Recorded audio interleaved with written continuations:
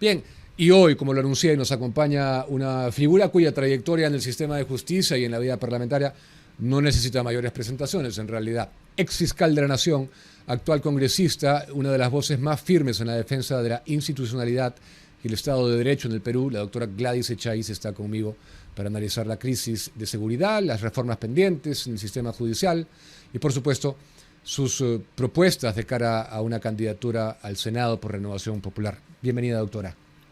Buenas noches, Diego. Gracias por la invitación. Gracias por venir. Lo primero que quiero preguntarle es, no sé si pudo ver lo que acabamos de mostrar de sí. Pablo Sánchez. Es un tema que ha llamado mucho la atención y suscitado indignación. ¿Tendrá algún comentario sobre esto? Bueno, Pablo ha sido mi compañero de trabajo por muchísimos años y realmente para mí es penoso tener que comentar una cosa de estas. Yo no sé qué pasó en los últimos años, que sus actitudes o comentarios que se hicieron en la prensa por hechos ocurridos y denuncias públicas llevaron a poner en entredicho todo lo que había trabajado en años anteriores. Por eso es que le digo, no sé qué pasó. En todo caso, él ha tenido la oportunidad de demostrar lo contrario a lo que se decía en este proceso de ratificación que ha seguido la Junta Nacional de Justicia. Ok. Vamos a entrar un poco en materia, doctora, si me permite, porque usted sabe que acá somos un poco chancones y yo me preparo y estudio mucho para las entrevistas, por respeto a la audiencia.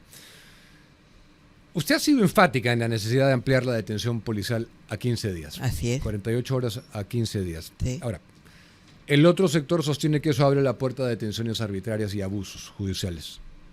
¿Qué responde a esa gente para que quede claro que no debería ser un factor a considerar? Yo no sé a qué le llaman detención arbitraria. En realidad, lo que se propugna con esa ley es que en el caso de las llamadas flagrancias, cuando se detiene a las personas en la comisión de los hechos, tengan la oportunidad los policías de realizar todas las diligencias propias del delito por el cual se les investiga. En este caso, la extorsión y el secuestro, que demandan abrir celulares, que demandan abrir cuentas bancarias, que demandan una serie de diligencias que requieren tiempo. Y en 48 horas es difícil hacerlo. Hemos escuchado muchas veces decir, la policía los pone a disposición del fiscal y el fiscal les da libertad. Pero nadie se ha preguntado por qué. Porque precisamente la policía no es capaz de presentar suficientes indicios o indicios que puedan sostener con seriedad las imputaciones que se hacen. De ahí que conversando con los jefes policiales, ¿cuál era la razón de esta situación? Ellos me dijeron tiempo. Y habiendo trabajado yo en el sistema, yo lo entiendo. Y sé que en la persecución de algunos delitos se requiere tiempo para acopiar datos, por lo menos confirmar lo que se tiene, aunque sea de una manera que nos lleve a la convicción o a la presunción de esa comisión de delito. La sola detención de una persona en la escena de un delito o en una vivienda donde hay armas, etcétera, de por sí no nos dice nada. Si hay muchas personas, de repente la presencia casual de alguien, de repente a la hora de hacer la prueba dactiloscópica no están las huellas de quienes han sido detenidos. Se dan una serie de situaciones que llevan a tener que realizar otro tipo de pericias para poder más o menos presentarle al fiscal algo serio que permita privar de la libertad a una persona. Por eso es que, al igual que en el delito en el tráfico de drogas y en el terrorismo, en estos casos, donde además se trabajan en organizaciones criminales, donde se requiere detener a los demás miembros de las organizaciones, se requiere tiempo. Queremos combatir el delito de manera eficiente, pues hay que hacerlo de manera adecuada y con los tiempos suficientes. 48 horas desde luego que no te da ese marco. No, y además, mire, la investigación preliminar es básica, esencial, porque se está en el momento oportuno de poder recoger todo lo que se puede, pero someterlo a las pericias que la ley exige. Uh-huh. Y en las 48 horas no es posible. Si una persona se indica otra, hay que ir a detenerla. Pasaron 24 horas. Y si esa persona a su vez nos lleva a otras, estamos en una situación difícil. Y por eso es que hay que actuar como corresponde y cada delito trabajarlo de acuerdo a las exigencias del mismo. Lo que la gente siente en este momento, desde hace un tiempo ya, es que las leyes protegen más a los delincuentes que a ellos mismos, que a los ciudadanos. Eso es lo que se dice, porque tenemos pues la detención de 48 horas, tenemos un código procesal que exige la existencia de indicios razonables de la comisión del delito para poder poner una detención, y se exigen más que un requisito, se exigen varios para poder actuar. Yo, si mal no recuerdo, ayúdeme a confirmarlo, tantas leyes que cubrimos acá, ¿en este quinquenio ha habido alguna ley que proteja al efectivo policial a utilizar su arma de reglamento sin ser arrestado al día siguiente? Sí se dio como consecuencia de que más perseguidos eran los policías que los delincuentes. Uh-huh. Y fue precisamente ese accionar judicial el que llevó a que el Congreso le diga por enésima vez y reproduciendo algunas partes del artículo 20 del Código Penal que el policía no podía ser detenido de manera inmediata después de una intervención policial, considerándolo de por sí mismo ya como sospechoso de delincuente. Sí. Sino que se le abra la investigación y solo si se prueba en el curso de la misma que actuó con dolo, proceder conforme corresponde. Tampoco hablamos de exención de la pena. Uh-huh. Se dice investigue, pero no le ponga detención automáticamente, ¿no? Sí. En ese contexto, el líder de Renovación Popular, partido con el que usted postula al Senado, propone salirnos del sistema interamericano. ¿Desde su óptica eso es lo adecuado? No es solamente por esto, sino por una secuencia, por una consecución de resoluciones y de hechos y de intervenciones de los miembros de la Comisión en nuestro país, por sentencias que han condenado al país a pagar indemnizaciones supuestamente a víctimas del delito, cuando provenían de ser condenados por delito de terrorismo específicamente. Porque los ciudadanos que acuden de manera individual porque consideran que las sentencias judiciales no han resuelto conforme a ley, a derecho, o que sus derechos han sido conculcados, tarde, mal o nunca son escuchados.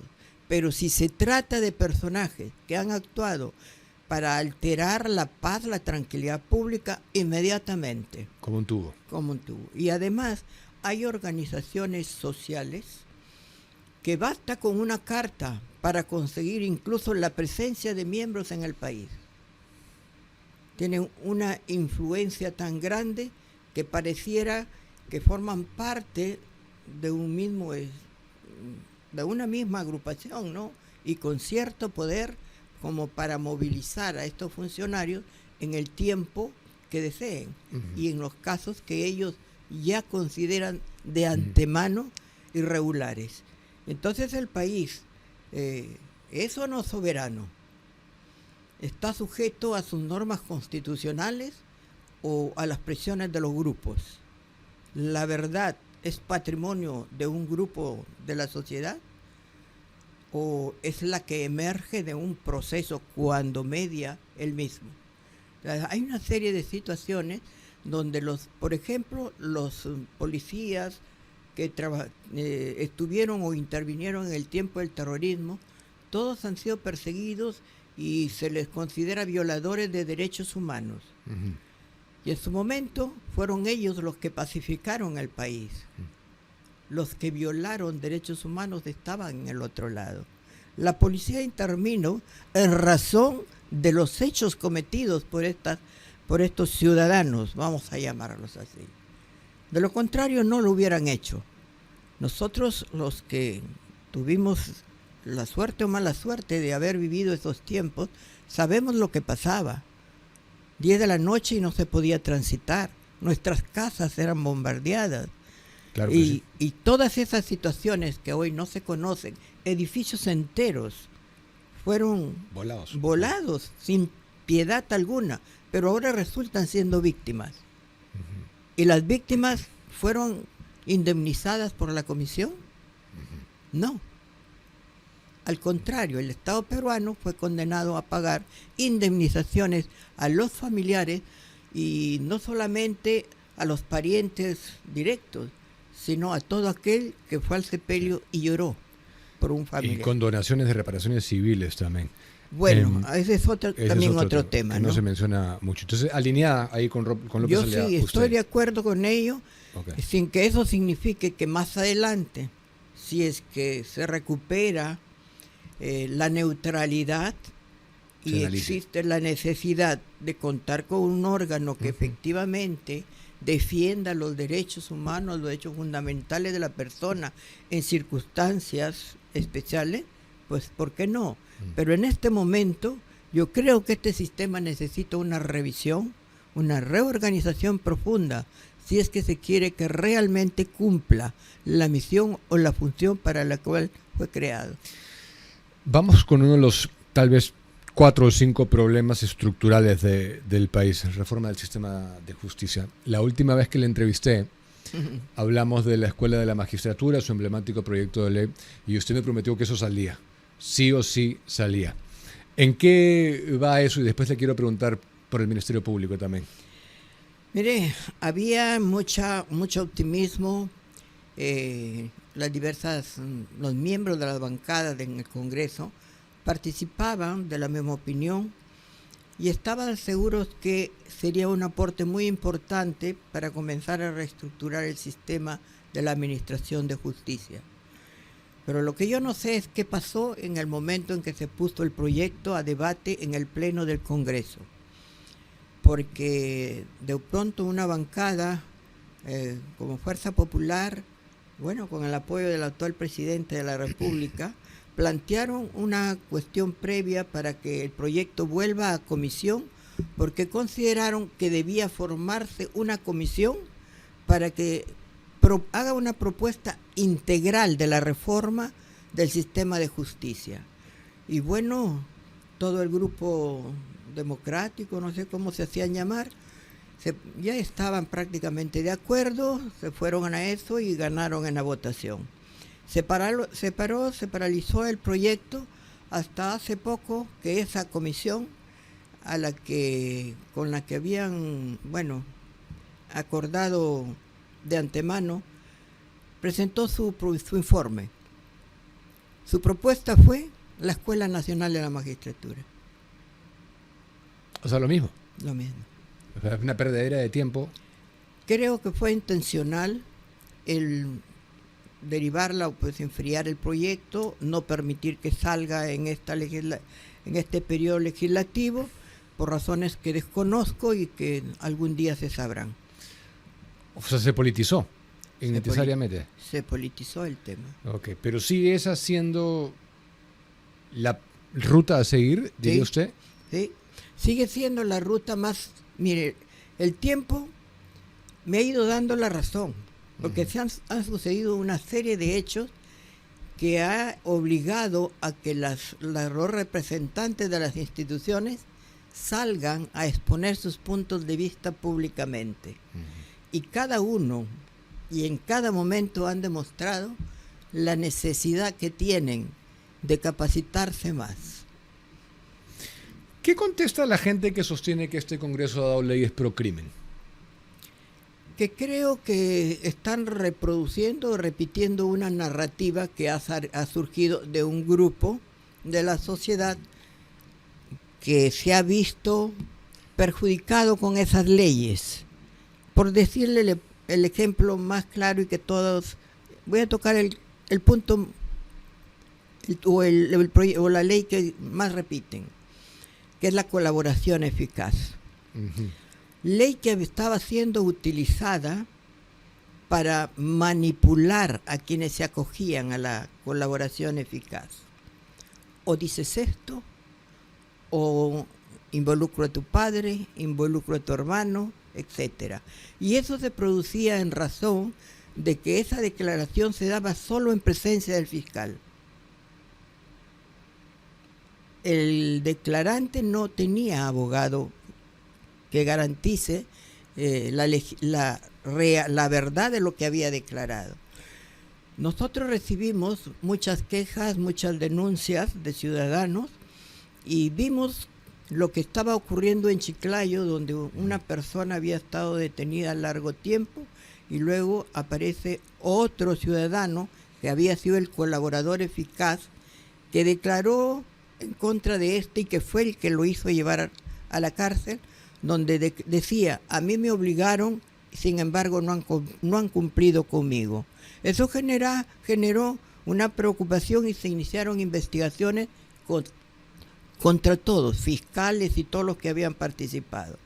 Y así como eso, hubieron otras denuncias públicas. Y dijimos, hay que ponerle coto a esto. ¿Cómo? Simple y llanamente garantizando el derecho constitucional a la defensa. Y según la Constitución todos tenemos derecho a una defensa desde el inicio de la investigación. Si se inicia con mi declaración, que participe el abogado. Eso ha incomodado sobremanera y se dice que es procrimen. Le quitas el poder político detrás.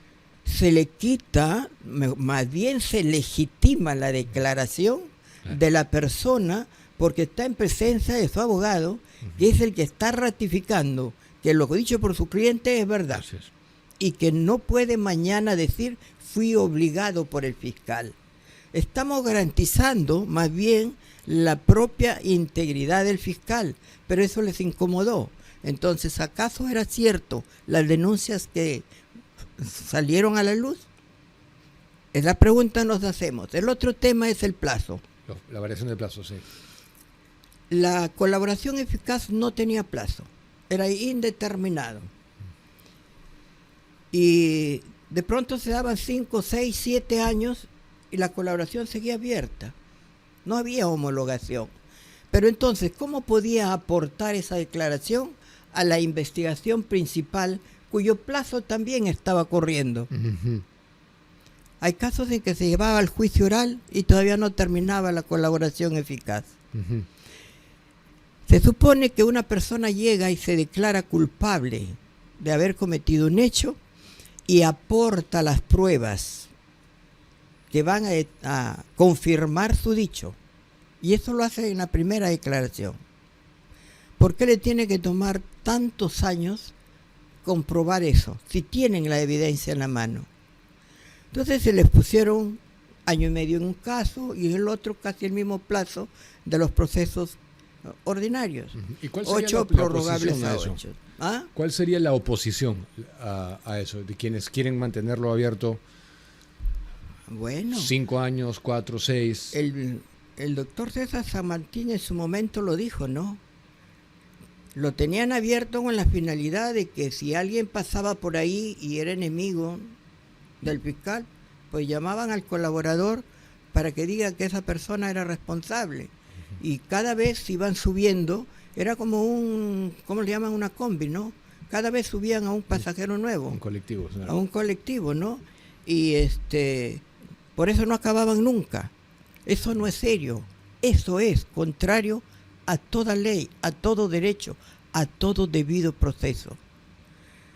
Y le llaman entonces ahora ley contra la impunidad, ¿no? Algo así. Procrimen. O procrimen. Yo creo que es al contrario, que se le ha garantizado a todos los ciudadanos el derecho que la ley le concede de declararse culpable y serse creedor en el tiempo oportuno de todos aquellos privilegios que le da la ley. La otra ley es, el crimen organizado, ¿no? Que dicen que con esa declaración, con esa nueva redacción, se estaba sacando la minería ilegal. Mm. Pero si usted revisa las leyes de la minería ilegal, desde el año 2012 fue exenta de toda pena, ya sea responsabilidad penal, civil o administrativa. Y eso se ha ido reproduciendo en cada una de las leyes de ampliación. Por eso es que los fiscales no pueden intervenir cuando hay tala de árboles, cuando ven los temas de la trata, cuando ven que se está traficando con insumos que afectan el medio ambiente, porque están exentos de toda responsabilidad. No tiene nada que ver la definición de la ley de organización criminal con el delito de la minería ilegal. Y así por el estilo podemos ir hablando de todas las demás leyes que tienen una finalidad, ir conduciendo el proceso y, digamos, regulando los comportamientos de tal forma que los jueces tengan la certeza, la seguridad y el investigado también de lo que están buscando es un delito y que la prueba se determinará en un proceso y que la persona condenada mañana no tendrá que decir que fue sometida irregularmente o en base a pruebas creadas o por persecución política o por lo que quiera. Yo me pregunto si algunos de los cambios que son precisos hacer se pueden hacer si es que no se cuenta con el gobierno, netamente desde el Parlamento. Siempre ha sido una cosa que me he preguntado.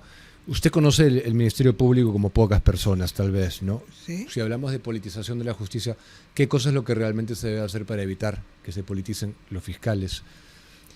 Yo no sé en qué momento ha ocurrido eso. Mientras yo estaba en el Ministerio Público, nunca vi que un fiscal actuara por direccionamiento externo de algún grupo político o no político. No, nunca lo vi.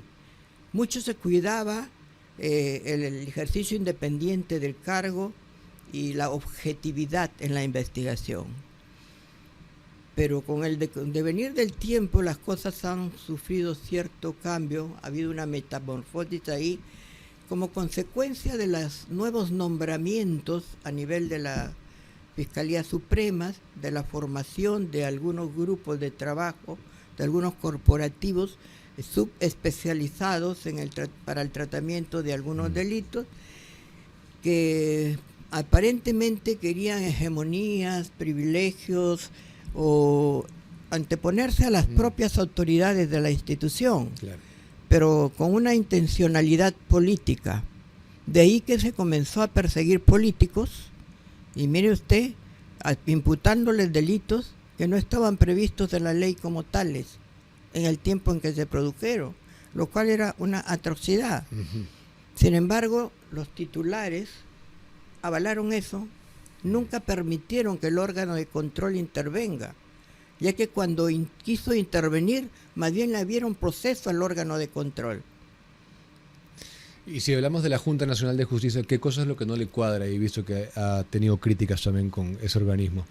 Es que la Junta Nacional de Justicia, la que ha salido, en realidad no es la institución, las personas que lo conforman. Se han dado una serie de situaciones, pero no se vio, no se oyó. Vinieron las ratificaciones, pasaron las ratificaciones, las evaluaciones del desempeño. A la Junta no le incomodó que una investigación durara 8, 9, 10 años, 11 años. Era regular, era normal. En mi tiempo eso no era regular. Eso no era normal y por eso nos sancionaban. Claro. Luego, las designaciones que se hicieron, bueno, yo no voy a juzgar, pero que juzgue el pueblo. Vemos quiénes tenemos en el Ministerio Público, en la Junta de Fiscales Supremos, lo que ha pasado, ¿no? Claro. Eso nos dice, ¿está bien o está mal? Mal, pues. Entonces, ¿era bien o era mal? Ahora, de pronto tampoco son las personas, sino es el sistema, es el modelo. Tiene 50 años de funcionamiento, porque los consejos de la magistratura o juntas Nacional de Justicia nacen con Velasco. Y de ahí acá, supuestamente el sistema debió mejorar, debió reforzarse, debió despolitizarse, etcétera, etcétera. ¿Se logró? No se logró. Al contrario, los nombramientos eran direccionados, bueno, amigos, qué sé yo. Y también las ratificaciones y no ratificaciones seguían la misma suerte. Por ende, ¿debemos continuar con eso? 50 años de experiencia no basta. De ahí que había que ir a una escuela donde en 2 años no solamente se forme, se prepare, sino que se despierte esa mística que debe tener un juez o un fiscal para el desempeño de una función tan noble como la justicia. Que haya un compromiso con el pueblo y consigo mismos y con los valores que encarna en sí misma la justicia. La verdad es uno de los más grandes valores. Y luego de 2 años de formación, pasar al desempeño efectivo de la función, pero como provisionales, por 6 meses, a efecto de que un evaluador determine si efectivamente esos 2 años fueron suficientes para generar o desarrollar en el profesional el perfil que se requiere para el desempeño de la función, en la especialidad que sea. Dijeron mucho tiempo, se va a pagar, no se va a pagar. Ahora los abogados pagan por las maestrías, pero cuando se habla de la escuela, la magistratura, dice, pero cómo van a estar ahí todo el tiempo y que no sé bueno, una serie de situaciones. Esas han sido las observaciones. O sea, todo eso era parte de la propuesta de la Escuela de la Magistratura. Sí. La evaluación a los 6 meses, el independiente. Todo eso estaba diseñado, igual que la creación de un órgano que permitiera concertar a todas las instituciones que trabajan para la administración de justicia, a efecto de que nunca hablemos de falta de presupuesto, de que el Ministerio de Economía esté presente ahí el ministro para que vea la necesidad que hay cuando se presente de crear más plazas, de crear salas y fiscalías simultáneamente para que una no salga y la otra no exista y entonces se detengan en el tiempo, etcétera, etcétera. Eso es una inversión, no es un gasto, la verdad. En realidad no, porque los que lo integrarían serían las cabezas de los sectores que conocen su problemática y si conversan entre ellos pueden interactuar para resolver los problemas que los confrontan. Por ejemplo, con la policía. ¿No me parece que sentándose ahí el fiscal de la nación, el juez, la policía, oye, vamos a entendernos, ¿no? Y evitar que sea el usuario el que padezca las discrepancias o todos los aspectos disfuncionales que pueden darse por la falta de interacción. El otro es elevar a rango constitucional al órgano de control interno, porque así disminuido, pues nadie le hace caso. A la ANC. Claro, la Autoridad Nacional de Control, elevarla a rango constitucional y de paso, como ya no existiría la Junta Nacional de Justicia, ver quién va a designar a los miembros de la OMPE y de la RENIEC, que en este momento son designados por la Junta. O sea, no hay meritocracia en este momento para usted. Desde luego que no la hay. No hay meritocracia. ¿Usted cree que en un examen de un día y luego en una entrevista de otro día se puede determinar el nivel competencial de alguien o el perfil para el desempeño del cargo? ¿Cree usted? ¿Qué cosas salían a decir los fiscales en sus exposiciones? Sino que cada interpretación de la ley solamente ha tirado a decir mejor que se calle. ¿No? Era una vergüenza para quienes, conocemos algo de la ley, sabíamos que estaban equivocados, pero lo repetían como verdades universales. Hoy mismo vemos a la presidenta de la Corte Suprema, ¿no? Protestando porque le abren una investigación en procesos donde ha aplicado leyes derogadas y dice que la Junta está mal. Bueno, habría que ver, ¿no? No, sí. Mucha gente se preguntará por qué decidió postular con Renovación. ¿De qué coincidencias hubo con Rafael López Aliaga para, entre otras, elegir esa agrupación política? Creo que lo ha hecho pública su opinión y su deseo de que estos procesos de reforma del sistema se hagan realidad. Y si logra una bancada importante, pues esto yo creo que hoy, en esta nueva legislatura, saldrá el proyecto tal cual está o mejorado a la luz de los nuevos acontecimientos que se han producido. Y tendrá que llevarse adelante la reforma constitucional retrasada lamentablemente, pero quizás con mejor fuerza para mejorar el sistema, porque ya yo pienso que debe ampliarse también a la Policía Nacional y al sistema penitenciario, ya que todo el sistema es como una mesa, digamos, hablando objetivamente. Son 4 pilares que sostienen el tablero. El de entrada a la policía. Luego viene el Ministerio Público, el Poder Judicial, pero la salida es el sistema, las cárceles de Perú o los albergues de internamiento de los menores. ¿Realmente se resocializa? ¿Realmente las personas salen rehabilitadas, como dice el Jurado Nacional o el Tribunal Constitucional? Eso no es verdad. Entonces, ¿qué habría que hacer ahí? Entrar a hacer una reestructuración de fondo del sistema y hacer cárceles adecuadas para cada tipo de delito y según la gravedad de los mismos. Por delito, para que se cumpla en principio resociabilizador. Así es. Usted, por ejemplo, en un albergue de menores no puede poner a chicos de 13, 14, 15, 16 hasta los 18 años, ahora en un pabellón, puede estar en el otro, entre los 16 y 18 juntos, de 13, 14, 15 juntos, salen al patio juntos. ¿Usted cree que ahí los menores pueden reencauzar su vida por el sendero o el camino de la legalidad, de la rectitud? Uh-huh. Pero si tienen maestros ahí. Usted, un chico de 18 años que escogió la senda del delito en un albergue de menores, es un maestro. Todo eso hay que reformarlo.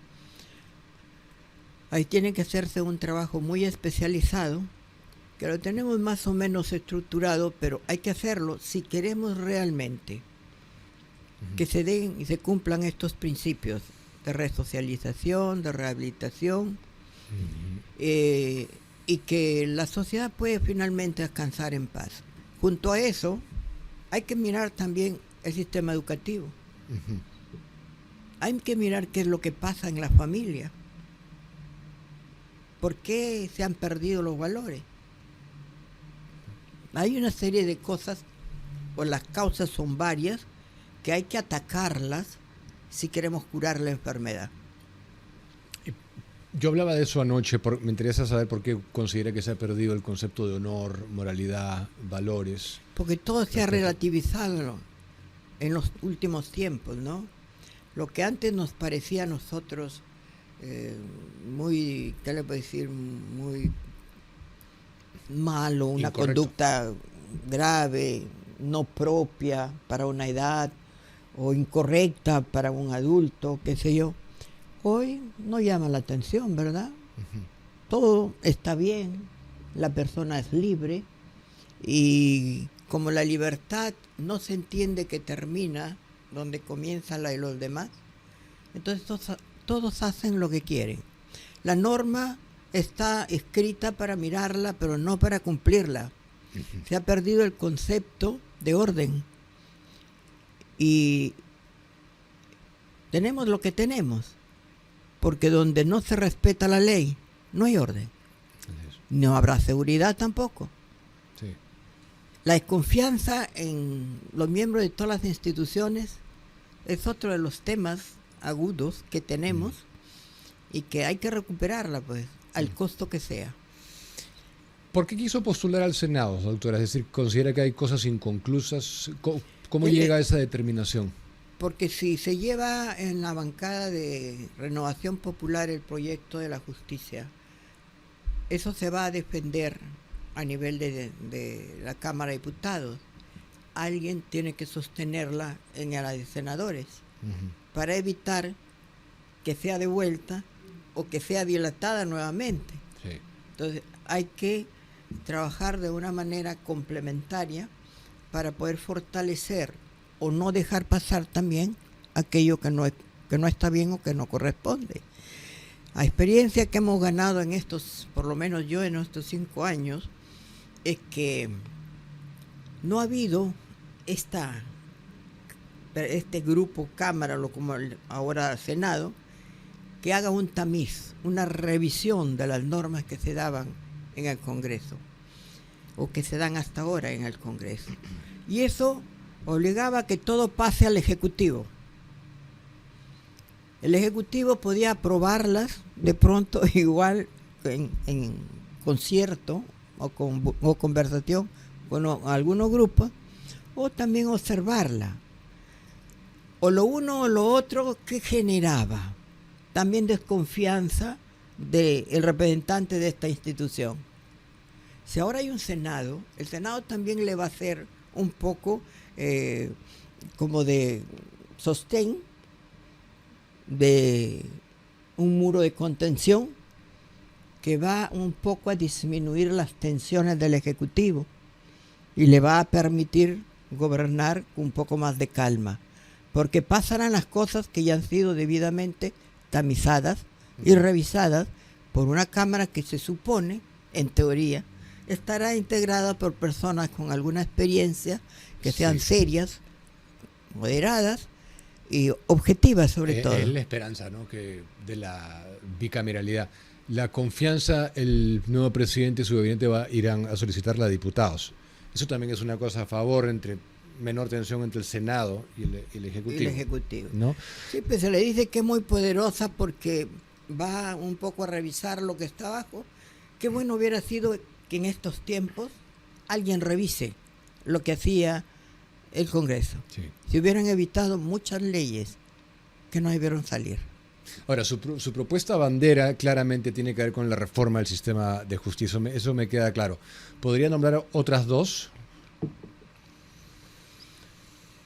En este momento, por ejemplo, yo estoy tratando, aparte de las leyes de los plazos para las investigaciones, estoy tratando de eliminar las exenciones de responsabilidad penal, civil y administrativa en las leyes de minería.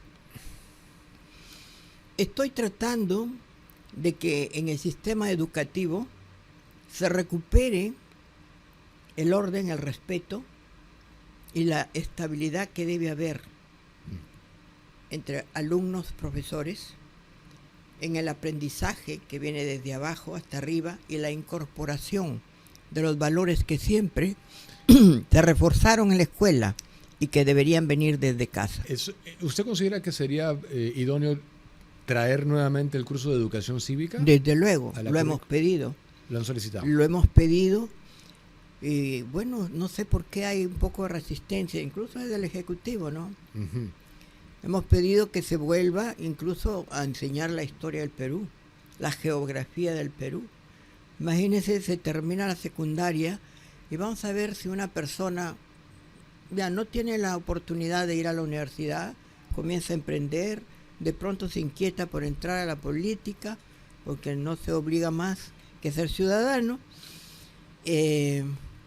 pero no conoce nada de lo que ocurrió en el país, ni siquiera en los años 80, uh-huh. ¿No? Si usted le pregunta ahora a los alumnos quién fue Abimael, no saben. Uh-huh. Y si le dicen ¿qué sabes de tu país? Tampoco. Pues, ¿cómo queremos que mañana salgan buenos líderes o gobernantes si no los formamos para tales? Así es. Valores, conocimiento de nuestro pasado, de nuestro legado y de dónde estamos sentados, sobre qué estamos caminando y qué podemos hacer para engrandecer nuestro país. Eso se debe ir formando desde pequeños. Y ahorita yo también estoy en el afán de que se les reconozca como tales a los PRONOVEI, que son unos programas no escolarizados donde ciudadanos van introduciendo a los niños desde 1 año hasta los 3 años a la etapa escolar. Y ahí se van formando. Y estoy al lado de estas organizaciones y de las madres y profesoras que incluso trabajan por una, no remuneración, es casi una propina de 1.000 soles, que les pagan de marzo a diciembre, sin embargo trabajan todo el año. Contrario a ello, educación, ¿qué hace? Crear otro programa que se llama algo de educa no sé qué cosa, para competir con lo que ya es un soporte y base en todas las comunidades del Perú. Incluso en Lima, no sabe, creo que hay cerca de 500, no sé cuál, donde los niños van creciendo, pero bajo la orientación, el cuidado y la observación. Sin darse cuenta, mire, una observación de orden psicológico y hasta, ¿qué le puedo decir?, biológico, porque se dan cuenta de los problemas psicomotores de los niños. Y ahí van recomendando y van haciendo cosas. ¿Cuánto apoya el Estado a estos PRONOVEI? Nada. Nada, cero. Ni en papel, ni en local, en nada. Vea usted local, usted verá cómo se sostiene. Pero viera cómo controlan esos locales. En eso me tiene preocupada, tratando de se le dé forma a esto para recuperar. Mire, esa entrega, ese valor, esa enseñanza y viera la ternura y el amor de los niños hacia esas mujeres. No lo veo en los colegios. He visitado varios colegios de Lima en todos estos años y he salido sorprendida de algunos, porque quien gobierna son los alumnos, no los directores ni los profesores. Y se ve mucha pérdida de valores y cosas muy tristes. En ese tenor es propicio terminar, creo, doctora, con eso. Gracias por estar acá. Gracias a usted. Un gusto conversar con usted, como siempre. A las 8:02, la doctora Gladys Echaíz ha estado con nosotros.